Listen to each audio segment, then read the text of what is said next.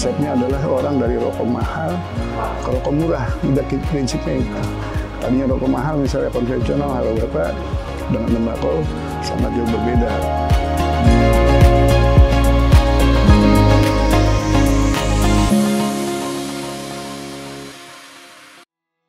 Assalamualaikum warahmatullahi wabarakatuh.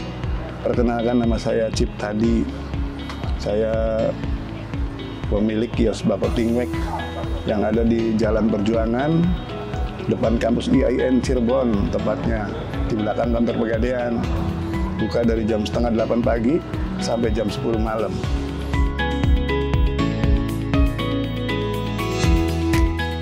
Pertama kali saya berkeinginan buka warung bako karena kondisi ekonomi yang sedang terpuruk waktu itu corona. Jangan sampai lupa, itu corona adalah tragedi terbesar. Hampir semua se-Indonesia, sedunia mungkin pada jatuh, termasuk saya nih. Udah melanglang buana usaha sana sini tapi mengalami jatuh juga. Akhirnya tercetuslah jualan apa yang kira-kira masih dibutuhkan oleh masyarakat umum, yaitu ya yang kaitannya dengan rokok. Biarpun corona, biarpun kondisi apa, pasti orang butuh rokok, bagi yang perokok lah ya. Jadi tahun 2020 kalau tidak salah, Desember, saya mencetuskan diri dengan sedikit sisa uang yang ada, berjualan tembakau, dan langsung dinamakan dengan Tingwek, sesuai yang ada di Cirebon nih, Nining Dewek.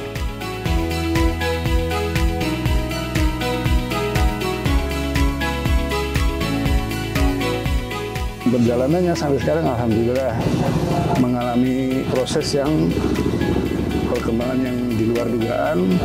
Dari mulai modal kecil, banyak teman-teman yang ikut-ikutan mencoba melinting karena sudah merasakan khasiatnya, yaitu ngirit dengan hemat. Kalau beli rokok konvensional mungkin bisa makin lama semakin naik, tapi dengan tembakau bisa berkali-kali lipat ngiritnya. Uangnya bisa disisihkan untuk kebutuhan keluarga lah atau kebutuhan lain lah. Pertama kali saya ingat betul, sisa uang yang ada tuh hanya 700.000. Dengan uang yang ada dan belanja bako dengan ilmu yang belum punya, memaksakan diri untuk menjalankan bisnis bako dengan 700.000. Sangat minim sekali, tapi pelan-pelan digelutin. Saya puasa dulu, tidak menggunakan uang hasil penjualan. Dapat orang beli, saya beliin bako, beli lagi, beliin bako lagi, sampai terus berkembang sampai perputaran uang sangat luar biasa. Bisa mencapai stok barang mungkin hampir sekitar 50 juta ada, tanpa minjem, ya, tanpa ngutang di mana-mana, itu dari perputaran modal.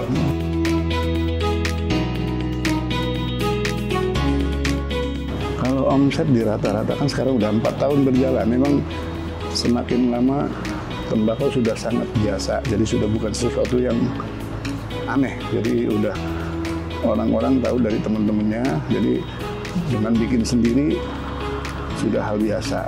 Makanya sekarang orang juga mungkin akan mengalami kejenuhan.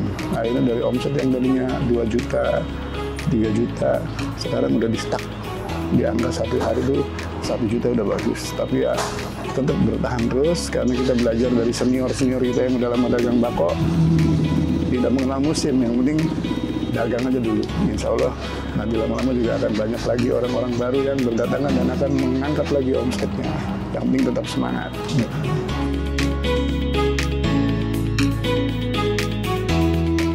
Usaha bako kan kebetulan saya tidak sendiri. Waktu itu saya punya karyawan dan tidak bisa menggaji. Akhirnya saya gandeng karyawan saya untuk menjadi partner.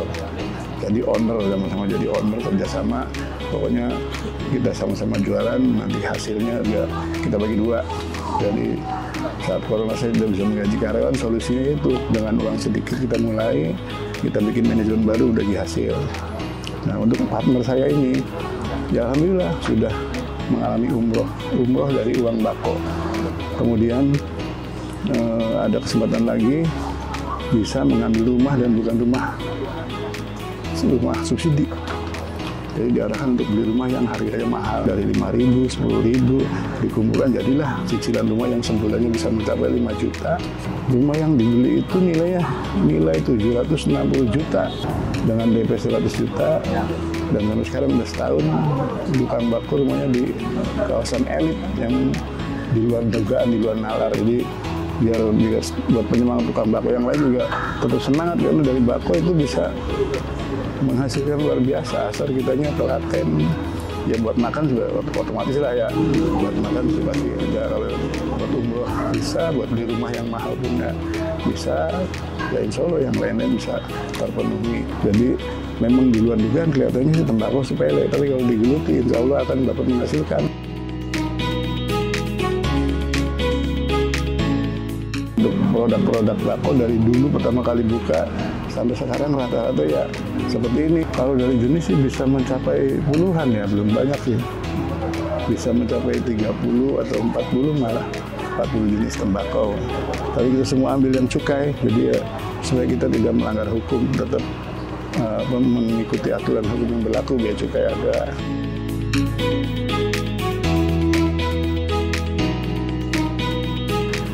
Konsepnya adalah orang dari rokok mahal ke rokok murah, udah prinsipnya itu.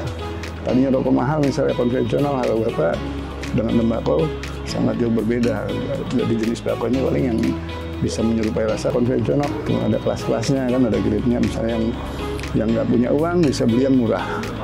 Kita sediakan yang murah juga, yang hanya 6.000 ada, yang 8.000 juga ada, bahkan yang 20.000 pun ada. Yang paling murah di sini hanya udah di angka 6.000 dan yang paling mahalnya 25.000.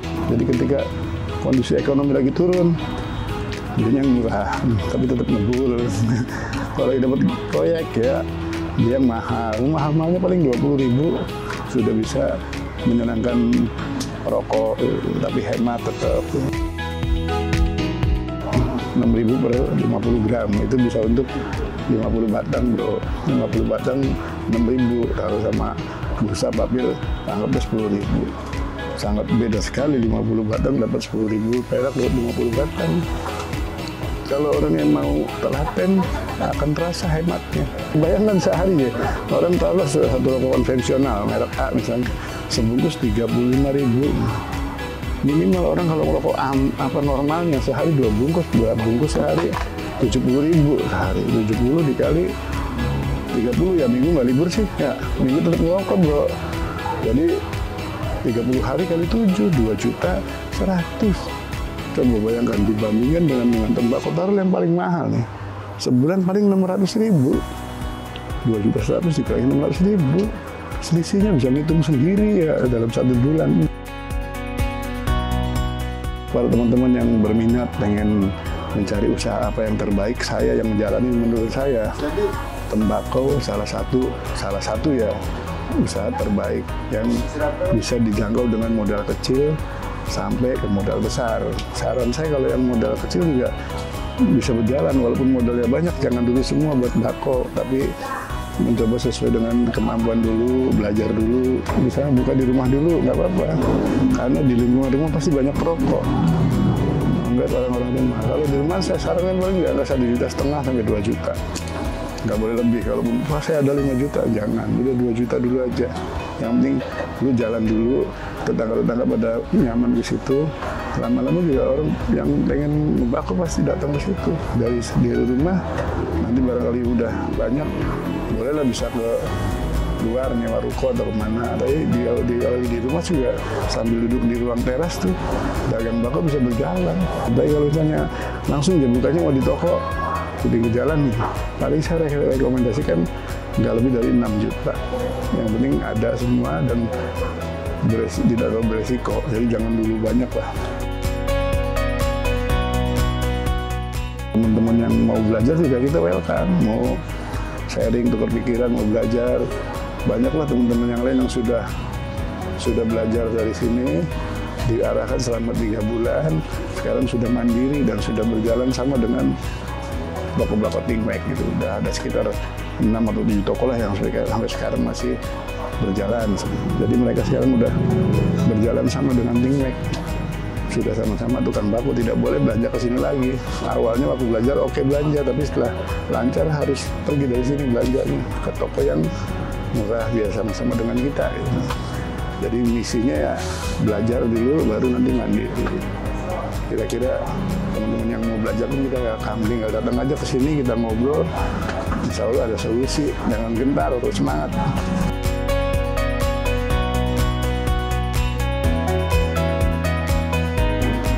Kalau dari perjalanan singkatnya, saya juga pernah jadi karyawan di beberapa perusahaan di Jakarta, terus juga pindah ke Cirebon. Saya memilih jalan wira swasta.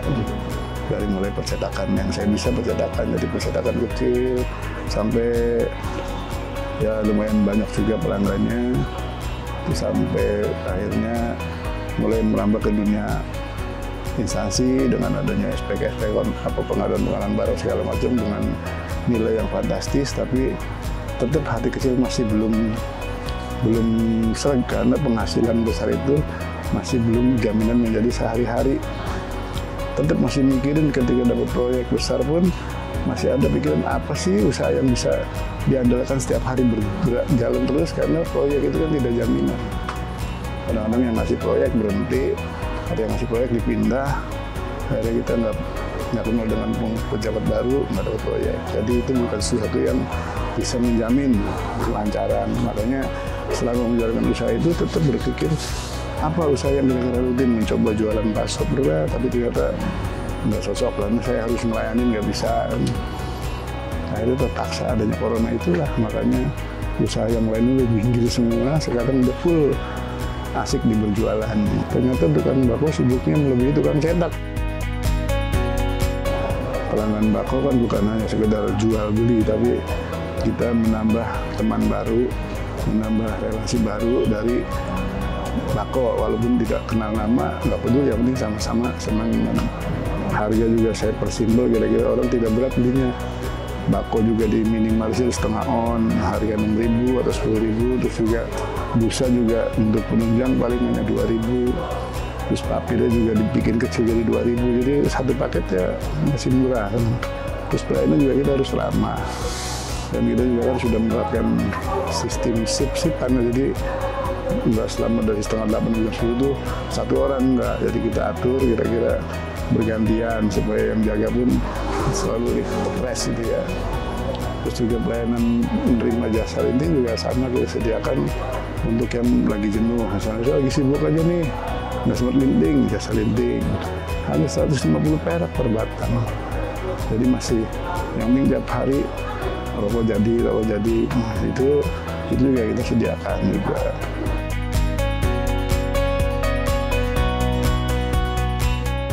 Untuk yang biasa belanja ke sini terus pindah tugas, dia udah tahu produk-produknya, tinggal WA, nanti kita kirim paket, nanti tinggal transfer. Yang jauh-jauh banyak yang males ke sini bisa pakai just tip, samping dia udah tahu produk-produknya, itu busa ada, papir ada, udah hafal, tinggal ngelis, just tip ada, jadi nggak ada yang sulit lah.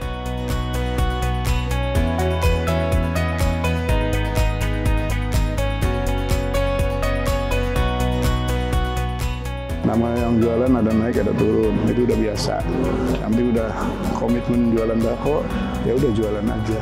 Yang penting buka dan tutup selalu konsisten. Itu juga kondisi stok juga jangan sampai kosong. Kalau misalnya sudah pernah ada, ya harus ada, terutama untuk rasa-rasa standar itu. Harapan saya sih semoga di tahun-tahun ke depan juga tahun 2005 ini ya walaupun ada informasi kenaikan PPN apalah pokoknya, dan harga rokok sih pasti naik. PPN kan naik maupun naik, tetap akan terus naik bro. Harga rokok tuh nggak akan berhenti. Dari mulai yang 25 bisa jadi 50.000, masa tega 12 batang 50.000 udah pindah ke bako aja. Jadi harapannya mudah-mudahan akan ada peningkatan lagi nih para pengguna tembakau. Dari sekarang sudah mulai kelihatan orang yang lama hilang udah mulai berdatangan lagi. Mudah-mudahan sih ke depannya semakin banyak para perokok yang mau hemat.